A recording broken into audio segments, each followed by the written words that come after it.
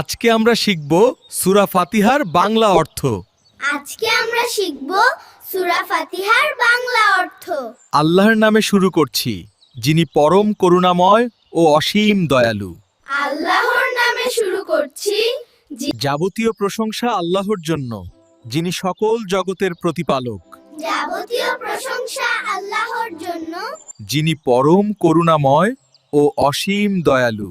যিনি পরম করুণাময় ও অসীম দয়ালু, যিনি বিচার দিনের মালিক, যিনি বিচার দিনের মালিক। আমরা শুধু তোমারই ইবাদত করি। আমরা শুধু তোমারই ইবাদত করি। বললেন, বং শুধু তোমারই সাহায্য চাই। বং শুধু তোমারই সাহায্য চাই। আমাদের সরল পথ প্রদর্শন করুন। আমাদের সরল পথ প্রদর্শন করুন। তাদের পথ যাদের প্রতি তুমি অনুগ্রহ করেছ।